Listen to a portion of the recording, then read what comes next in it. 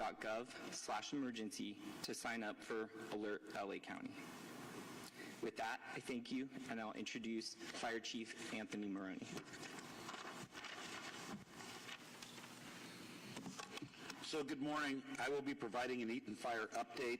The fire is now estimated to be 14,117 acres with 15% containment, with over 7,000 structures damaged or destroyed. We have 2,832 personnel assigned to the incident, and it is static at this time.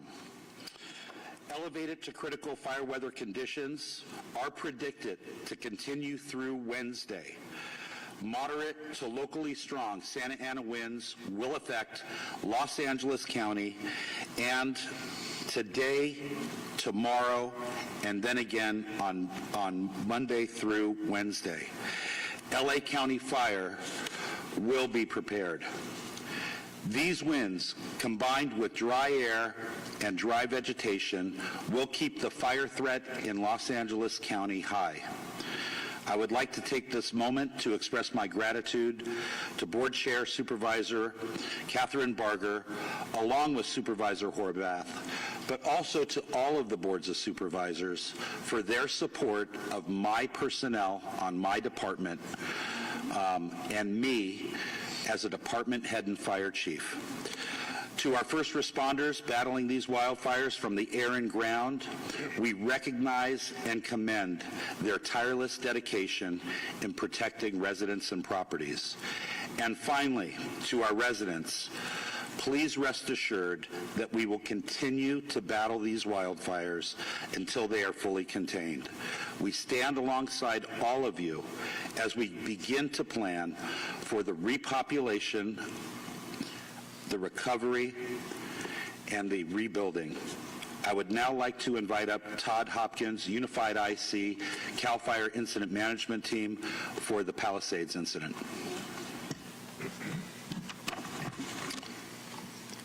Good morning. The Palisade incident is now at 21,596 acres and 11% contained. It is being in Unified Command with CAL FIRE Incident Management Team 2 coordinating the efforts. Ground crews and aerial assets worked through the night in the Mandeville Canyon area, creating containment lines and protecting structures, continuing a full suppression effort. Approximately 100 engines were surged into that area for direct suppression efforts and for structure defense. 6 night-flying helicopters were utilized all night, and additional night-flying resources were also ordered. It was an approximate 1,000 acres in growth last night in the Mandeville Canyon area. Early estimates from an aerial reconnaissance indicate approximately 5,316 structures have been destroyed. And please, what I want you to remember is that structures does not mean homes. Structures can be homes, outbuildings, RVs, automobiles, or other types of things like sheds or outbuildings. Damage inspection teams have been in the field surveying properties. As of this morning, it's confirmed 426 homes have been destroyed. We still have over 105,000 citizens that have been evacuated. There is a fire weather watch being issued for the next 72 hours. And tonight, there will be a community meeting at Calvary Westlake Church at 6:30 p.m. tonight. The address for the meeting is 5495 Via Rocas in Westlake Village. And next, I would like to introduce LA County Sheriff Robert Luna. Thank you, and good morning. So this morning, our staff at the Los Angeles County Sheriff's Department has increased to approximately 700. We continuously bring people in. We've shifted to 12 on, 12 off shifts in patrol, and we will continue to reevaluate that as the needs come up, not just in our area of responsibility, but the entire county of Los Angeles and our partner law enforcement agencies' needs. Just to reiterate, our missions include hard road closures, traffic control points, roving security, welfare checks, evacuations as needed at the request of our partners at fire. And from what I'm told currently, we are not performing any evacuations, but that can change at a minute's notice. And we're doing escorts for essential service needs like animal recoveries, medications, and things of that nature. Now, I want to take a couple of minutes to explain this so that hopefully everybody understands. An evacuation order versus warning. And I want to put this out to our community, some of them who have been significantly impacted. And we're trying to have as much empathy as we possibly can, but safety does come first. I would like to reemphasize that an evacuation order is a mandatory directive for residents to leave the area immediately due to imminent danger. Wildfire, floods, anything of that nature. Failure to heed our warnings can put individuals at risk and potentially interfere with emergency response efforts. You've heard me say it the last couple of days. Every miraculous story of a rescue or tragedies that we're encountering, the majority are people who did not heed the warning to leave or the order to leave. Failure to heed these warnings, I already talked about that. Evacuation warnings are precautionary alerts informing residents that they should be prepared to evacuate as the situation may worsen, so you've got to be ready to go. A lot of people are coming back saying, hey, I need my medicine. Please try and remember, and I know it's chaotic, it's stressful, it's not easy. Important paperwork, your medication, your pets, maybe supplies for your pets, those kind of things, have those ready to go. While it's not mandatory, it's strongly advised to prepare to leave the area to make other arrangements. Please understand, the decisions to evacuate or issue warnings are not made lightly. I have been at command posts or other venues where they're talked about very seriously. We do not want to inconvenience people that we don't have to, but there's always a top priority. Is your life in danger? That's what the priorities are made for. Many orders have been downgraded or lifted related to the Eaton fire, such as Glendale, La Crescentia, much of Pasadena, Monrovia, La Cañada, Flint Ridge, Arcadia, and some in Sierra Madre. We continue to reevaluate these areas, and we will adjust when the time is appropriate. Overall, evacuations for the Palisades, Eaton, Hearst, Kenneth, and Lydia fires, numbers are both for the county and city area. Evacuation orders are approximately at 153,000 residents that are under the evacuation orders, and approximately 57,000 structures are still at risk. Regarding evacuation warnings, approximately 166,000 or a little over 166,000 residents are under evacuation warnings. I'm going to switch now to the curfew order that we have in place. A curfew order was established for the Palisades and Eaton fire areas in all mandatory evacuation zones. That will be in effect from 6 p.m. to 6 a.m. until further notice. That is something else we continuously will be evaluating.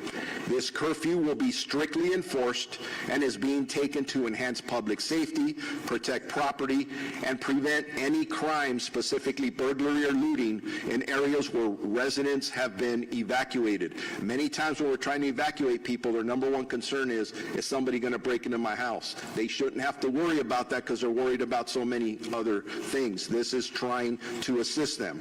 We ask that all individuals comply with the curfew and stay clear of the affected zones unless you are authorized personnel or emergency responders. We have people driving up and around trying to get in just to look. Stay away. Anyone found in violation of this curfew will be subject to arrest for a misdemeanor offense under the county code, and conviction may result in a fine of $1,000 or jail. We understand that this is extremely stressful and absolutely challenging, but we appreciate our public's cooperation, our community's cooperation as we work together to get through this crisis, and we will do it together. National Guard deployment. We have roughly 400 National Guard members deployed around the region that are assisting not only us, but our partners at the Los Angeles Police Department, Pasadena Police Department, Santa Monica Police Department, Azusa Police Department, Arcadia and Sierra Madre Police Departments. They're assisting with road closures and critical infrastructure missions. I want to switch now to arrest and criminal activity. These numbers fluctuate and they do change. In total, we have made 22 arrests between the Eaton Palisades fire, 19 arrests in the Eaton area, and 3 in the Palisades area. All these individuals were in areas they were not supposed to be there, meaning they had no business being there. Of the 4 arrested last night, 2 were arrested for unauthorized entry of emergency areas. Basically, we had 2 arrests for curfew violations. You heard me say it yesterday. We've directed our deputies that under these circumstances, if you get arrested for a curfew violation, you are not going to be cited and released. Those 2 individuals were actually booked at stations. So I'm just letting you know, you go out there and you violate this curfew, you are going to spend time in jail. You're not going to get cited and released. I want to make that very clear. Most of the arrests were made for burglary, looting, including trespassing, possession of narcotics, identity theft, and 1 suspect was on active parole and charged with the possession of a concealed firearm. These are the kind of folks that our deputies are encountering. Switching gears on you again, something that we're starting to do this morning. Search and Rescue Task Force. Through Unified Command, the department has committed 40 members of its specialized search and rescue teams to work jointly with our partners at Los Angeles County Fire, Urban Search and Rescue Team, the Coroner's Office for LA County, FEMA, the Office of Emergency Services, and the use of cadaver dogs to search for remains and reunite families. They will conduct systematic grid searches that will commence this morning to locate missing persons and reunite families. Due to safety concerns, we are unable to safely search the impacted areas during the hours of darkness. So this will only be taking place while there's light. We will be staffing a joint family assistance center at 300 East Green Street in the city of Pasadena from 9 a.m. to 6 p.m.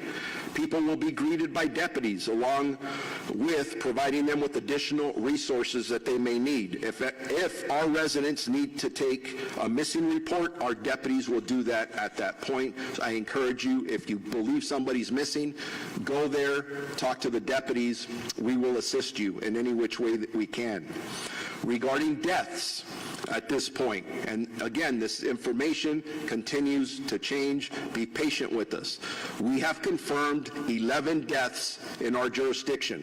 Again, that does not include LAPD and Pasadena. This is just LA County Sheriff's area of responsibility. 8 in the Eaton fire and 3 in the Palisades County area. We also have reports for 13 missing individuals. Are those related or not? Maybe, maybe not. We hope to find everybody safe. We want to bring closure to the families. Family assistance centers are open to provide information to people looking for missing and family and friends, and they will be comprised of the Office of Emergency Management, Sheriff's personnel, Los Angeles Police Department, Red Cross, Medical Examiner, and the Department of Mental Health for the County of Los Angeles. These centers will provide information to families and victims regarding this mass casualty event. A couple of other things, and I'll wrap up here. It's a lot of information, but there's a lot going on, and we're really, really busy. Donations. We talk about arrest, we talk about the sad things going on, but I got to tell you, I have been getting a ton of phone calls and inquiries from good people who want to help. They want to donate. So they want to help the people impacted in the disaster. If you are in a position to be able to lend support to countless people who have been left with little or nothing, please contact the Emergency Network of Los Angeles by visiting www.enla.org. The last two things more. One, if you haven't heard, we were scheduled to have an NFL playoff game here Monday night at SoFi Stadium, the Rams versus the Vikings. The decision was made to move that game. It is now going to be taking place in Glendale, Arizona. I'd really like to thank the NFL and Stan Kroenke, the owner of the Rams, who looked at the situation and understood that that would be a draw on more resources, both from the LA County Sheriff's Department, the Inglewood Police Department, LA County Fire, and other law enforcement partners. We're in the crisis. Those resources need to go elsewhere. Last thing I will mention is if you need more updates on evacuations or road closures, please visit lacounty.gov/emergency. And with that, I will now be introducing Board Chair Supervisor Catherine Barger. Thank you, Sheriff Luna. Yesterday morning, the federal government declared a federal public health emergency. And in alignment with the federal government, Los Angeles County Public Health has done the same. Among other things, this emergency will assist with staffing ratios at our medical facilities, both residential and at our hospitals, and ensure displaced residents have access to the necessary medications and prescriptions. In addition, there will be a focus on the health and safety of our first responders to ensure that they remain healthy while they are protecting our communities. All of the emergency proclamations I have signed as the chair of the board, along with our local public health emergency declaration, will be ratified on Tuesday in our motion that I have co-authored with Supervisor Lindsay Horvath. We have received an overwhelming amount of support and outpouring of assistance from all corners of the county, state, and quite frankly, the nation. It is paramount that we appropriately harness and utilize these resources to maximize the benefit to the impacted residents to address their most immediate needs. And let me go off script for a minute. Last night when I got home, one of my dear friends lost everything. And I went on the GoFundMe page that was set up by his family. And I was shocked to find out that to give $500, they were going to charge me $95. So I'm going to be reaching out to the CEO of GoFundMe to find out if at the very least they can cut the cost in order to ensure that the money goes directly to the family. I think it's important for us to recognize that I know it's a company and they deserve to be able to pay for their overhead, but at the same time, we are in a crisis. These families are suffering.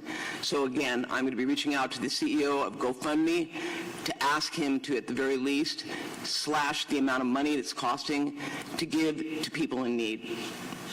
To that end, with the fact that we are looking at how to best harness and utilize these resources, a motion which is going to be co-authored with Supervisor Horvath is going to include a directive to our Chief Executive Officer to immediately work on the development, oversight, and draft parameters of a fund to be managed by a third-party fiscal sponsor to provide flexible spending that supports the most impacted individuals in the communities that have been devastated by these fires. On that note, I also want to take a moment to emphasize to our constituents that we will be here during the recovery process every step of the way. I've talked to people that want to know when they can begin to rebuild. I'm directing our county departments to set up local assistance centers for residents who've lost their homes. These will be one-stop shops for resources on the ground and in the community. We are here for you, and we will be here for you throughout the entire time it takes to restore our neighborhoods impacted by the fires. We are going to rebuild LA, and we're going to rebuild it in a timely fashion. Lastly, I want to mention an important resource for those who've been displaced and in need to begin the claims process. all our LA County libraries and their staff are available for displaced residents to use computers and internet access to complete the FEMA and assessor claim forms. We have also engaged the assessor to provide a warm line for the library to get questions quickly answered and resolved for residents. I continue to work with FEMA to address the problem that has occurred when people apply and they check the box that says they have insurance. Their claim is automatically denied. FEMA is aware of this glitch and is working to correct it. As soon as we get an update, I promise you we will provide that information. But I encourage everyone to go to any one of our libraries or go online if you have access to a computer to begin the claims process with FEMA. And if you have any issues, be patient. We are working day and night to make sure that we get you the answers. With that, I would like to turn it over to my colleague, Supervisor Lindsay Horvath. Thank you, Madam Chair. I really appreciate your strong, clear, and resolute leadership in this time of crisis. I know that people are concerned, and the united partnership of everyone standing here this morning is essential to ensuring that everyone remains safe and that we are able to move forward towards recovery in a united fashion. LA County had another night of unimaginable terror and heartbreak, and even more Angelenos evacuated due to the northeast expansion of the Palisades fire. I want to thank all of you who have and are swiftly evacuating. Your cooperation is essential to keeping you, your loved ones, and our first responders safe. The evacuation order from last night includes Sunset Boulevard north to Encino Reservoir, from the 405 freeway west to Mandeville Canyon. The evacuation warning area is the south border is Sunset Boulevard east, Bellagio Road, Roscomari Road, north Mulholland Drive, and west 405 freeway. On the south, Mulholland Drive and Sepulveda Boulevard, east 405, north Ventura Boulevard, and west Louise Avenue. And this area includes the Encino Reservoir. New evacuation shelters are now open in Van Nuys and Canoga Park to provide immediate support for those who have been displaced, including our veteran community from the North VA campus. Overnight, the American Red Cross and field teams from every city, county, state, and federal district were mobilizing on the ground to help move safely our evacuated residents into safety. It was simply astonishing seeing people come together in these wee hours to protect our residents. I want to thank those who are on the front lines who work tirelessly to respond to fires that threaten our Topanga community.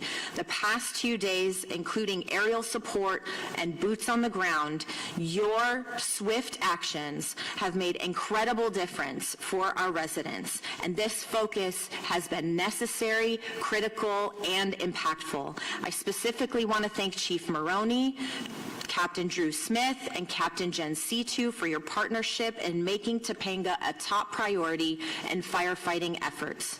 In response to the ongoing fire, we've declared a local health emergency, as the chair shared, and this is effective county-wide. This also includes prohibiting the use of power air blowers, which can spread harmful ash and smoke particles. And the motions that Supervisor Barger indicated also include a funding program for those impacted.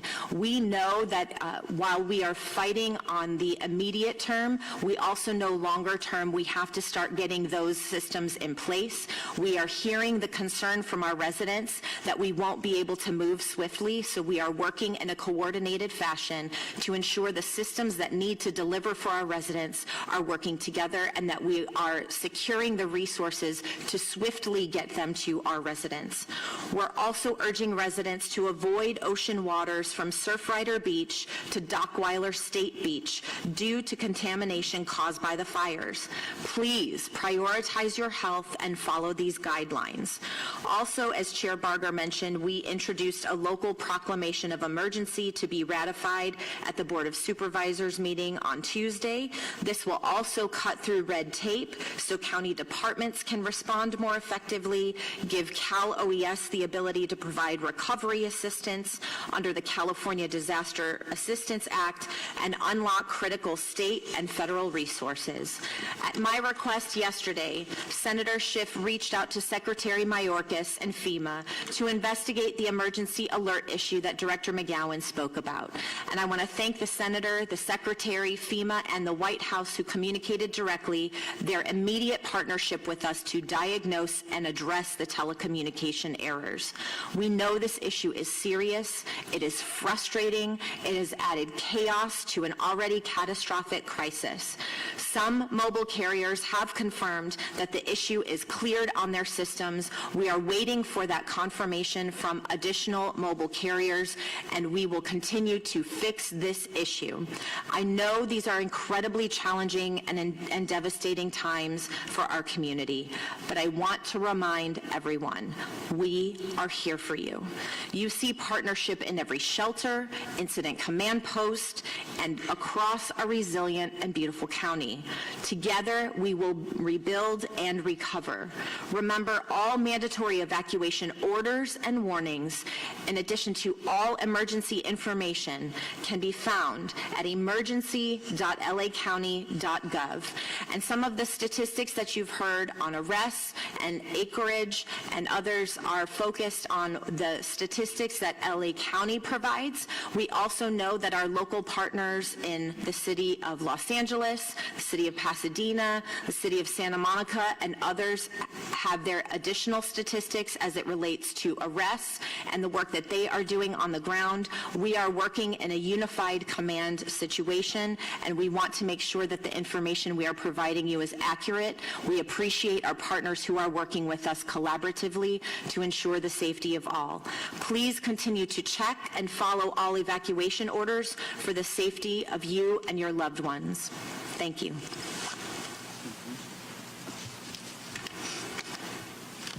Thank you. We also want to recognize a few individuals that have joined us at today's press conference. We have with us State Board of Equalization Chair Antonio Vasquez and also Senator Ben Allen. And we are also joined this morning by U.S. Fire Administrator Dr. Lori Moore-Merrill. Thank you for being here. We will now transition to question and answer with the press. Does anyone have a question?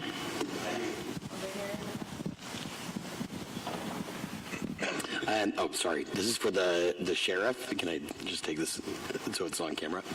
Okay, thank you. Some communities that have been closed off, such as Altadena, are letting residents back in to collect important items from what remains of their homes. They were told that they'd need to present important paperwork to get back in, but some residents we've spoken to say that they lost those documents in the fire. What should those residents do to get back to their homes? Well, number one, I feel for anybody who was impacted by this event. So I would recommend that they go to the Family Assistance Center that we've set up. I can give more information at the end about the location. I think I gave the address sooner, but please go there, engage our employees, and I can assure you we will do everything we can to assist them with their critical needs. But I do want to repeat something. I know people are frustrated. Any of us would be frustrated if you want to get back to your own home. When we say you can't do this, it is based on their safety and the safety of others trying to get in and out. So be patient with us. As soon as we can get people safely back in, it will be a top priority for us. Thank you for the question. Right here in the middle. And please, when you're asking your question, if you can state your name and which media outlet you're with. Simon Bowie, CBS Network News. A couple of questions. In the days in advance of the catastrophe on Tuesday, the event was described as a potentially life-threatening event with catastrophic potential outcomes. I'm curious to know if there were any efforts taken on behalf of county officials, especially considering what's happened to Altadena, in advance of the event, to request assistance from other municipalities throughout the state or other states in general to send fire apparatus to us. And was that done? And then I have a follow-up question. Yeah, thank you for your question. So yes, I've communicated at the previous press conferences the actions that the LA County Fire Department took in advance and during this fire siege. We did communicate with state agencies. We did communicate with our region partners. We communicated with the LA County Fire Departments. We did upstaff the department. We did pre-position resources. As a matter of fact, on Tuesday morning, the 7th, prior to 7 a.m., I gave permission to hold over the off-going shift of the County of Los Angeles Fire Department. Every day we staff 900 firefighters throughout our communities out of 176 fire stations, and at 7 a.m. or thereabouts, we held over the off-going shift, and we now had a firefighting force of 1,800 firefighters. We staffed all available reserve apparatus prior to the start of the Palisades fire. I did everything in my power to make sure that we had enough personnel and resources before the first fire started. I alerted my board via memo regarding the situation prior, and on Wednesday, I recalled all LA County firefighters back to work. Not only 2 shifts, all 3 shifts. I was the one that made the call to the State Office of Emergency Services. I requested 250 additional engine companies consisting of 1,000 personnel. The state OES went to outside states, the western United States, for additional resources to be brought into California, to be brought into LA County. We have national and international firefighters, Mexico, Canada, all of our surrounding states are here right now fighting this fire. So it wasn't for a lack of preparation and decision-making that resulted in this catastrophe. It was a natural disaster. Thank you. We have Sheriff Luna, Luna wants to add something. and we'll get to your follow-up. Yeah, thank you, Chief Maroney. I just want to add from the law enforcement side and really from the county family side, and I'm going to start off by really talking about Kevin McGowan, who's back here, because he's our Director of Office of Emergency Management, and he had all county departments on a phone call as we were getting the weather updates. And as we were getting them, they were getting worse. So obviously we did everything we could to plan for the worst. I don't think any of us anticipated it was going to be this bad, and as you see, we're making history here, and not all for the right reasons, right, from a weather perspective, climate perspective, and all those things. But from the law enforcement perspective, we made sure that we had our resources in place. I was on the phone with the chief of the Office of Emergency Services for the state. We were in communication with the California Highway Patrol. We were already putting things in place along with our other partner law enforcement agencies in LA County, which includes my multi-daily conversations with Chief Jim McDonald from the Los Angeles Police Department. So there were a lot of things going on, a lot of moving parts. But remember this, for anybody who's watching, we weren't dealing with one fire. We weren't dealing with 2 fires. We were dealing with multiple incidences all around our county. And I got to tell you, from a first responder perspective, we're still answering 911 calls. We are still responding to people who are asking for help throughout the entire county of Los Angeles.